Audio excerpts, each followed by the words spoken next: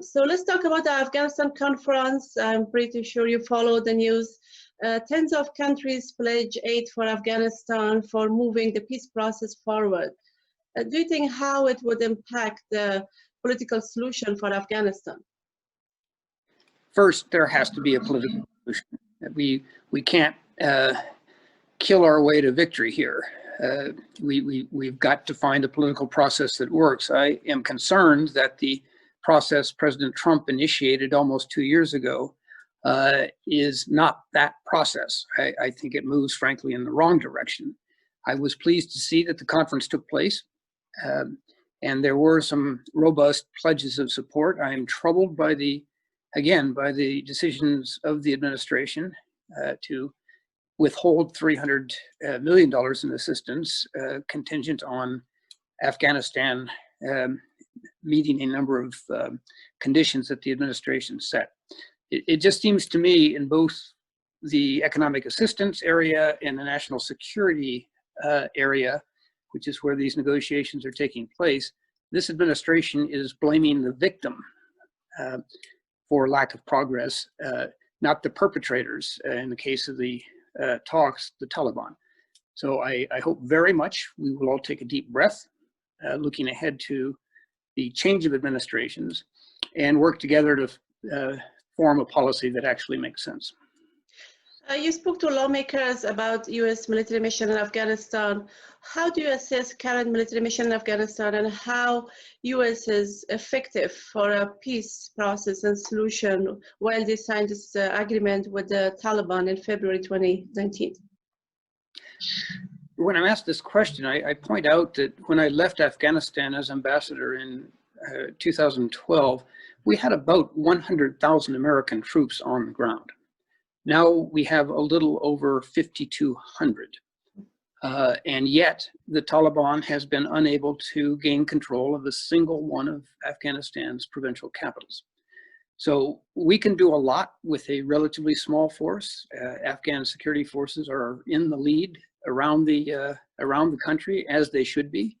Our forces provide training, equipping, and certain very important enablers that the Afghan security forces have not fully developed yet. So we can do a lot with a little. We can't do anything with nothing. And while I am not a military expert, I do believe that the decision by the administration to cut force levels in half from 5,200 to about 2,600 in less than 2 months is frankly irresponsible. We have to look at the mission here, not the numbers and not the calendar. And I am hopeful that a Biden administration will do just that. Do you think the drawdown of troops to 2,500, as you mentioned with President Trump's decision, it will shift the power balance in favor of the Taliban? And there's also ISIS violence going on in Afghanistan. How it would be a success of ending of war in Afghanistan? Well, that is the question. The negative. It is not a step forward toward the end of that war. It is a step back. And again, I don't know the structure of the forces that will be left at the end of this drawdown if it takes place. But clearly we're approaching an area where all our forces can do basically is protect themselves. The numbers are going to be too small to be able to provide the kind of support the Afghan forces need. And again, I would point out that in the face of horrific casualties, Afghan security forces are not given an inch. They're in this fight, but they're also looking over their shoulder to see if they have international support or not. And frankly, international support means the United States. So the best thing that can be done with this ordered reduction, in my view, is to reverse it, stop it, and then reverse it. And then we all sit down for a long-term look at Afghanistan, what's possible, what's not, who can do what. I think that is urgently needed. It won't happen in this administration. I hope it happens early on in the next. Many lawmakers, both in Republican and also Democrats, they are also pro-ending war in Afghanistan. They don't want to be in a long war in Afghanistan, and they want the troops back home. What is your thoughts about you Afghanistan forces? They are able to handle the security of the country if, let's say, the drawdown goes to zero by next year, 2021?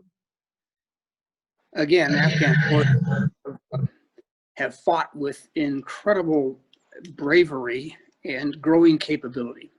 They're the ones that are in the lead in this fight. We no longer are. Again, with just even where we are now, 5,200 troops, double that, 10,000 say.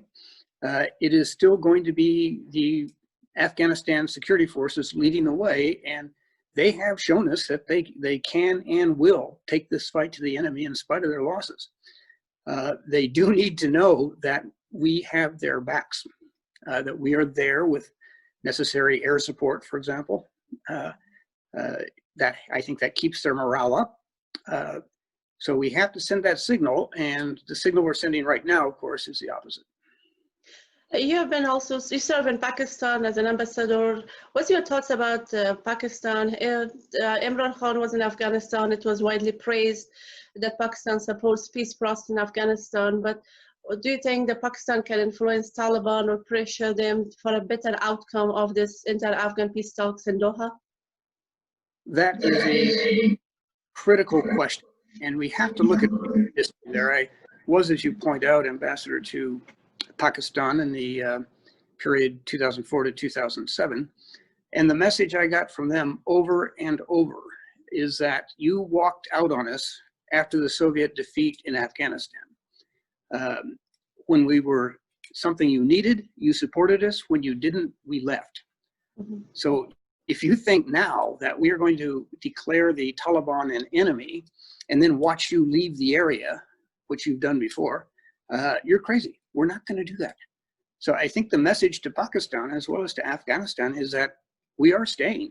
This is not about a calendar. This is about conditions.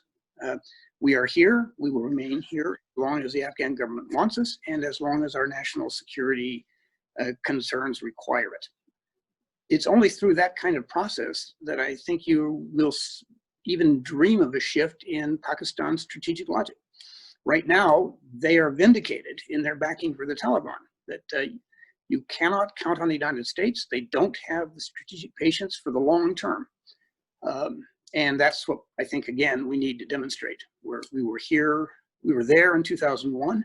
We're there in 2020. We will be there at the levels and with the capabilities that the situation requires in consultation with the government of Afghanistan.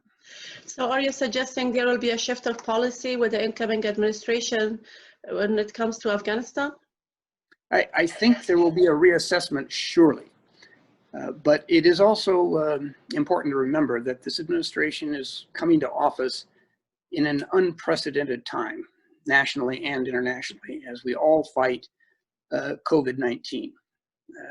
Clearly, the first priority of the new administration has got to be dealing with this pandemic at home and abroad. There are dozens of other issues that will grip the administration in its early months. Afghanistan will be one of them. I think the most important thing the new administration could do is very early on signal an interest in Afghanistan and its future, linked to U.S. national security, freeze the situation pretty much, and then revisit it when we all have the bandwidth to take that on. Thank you so much, Ambassador, for speaking about this. It's a very important topic for our audience. Thank you so much. I appreciate it. Thank you.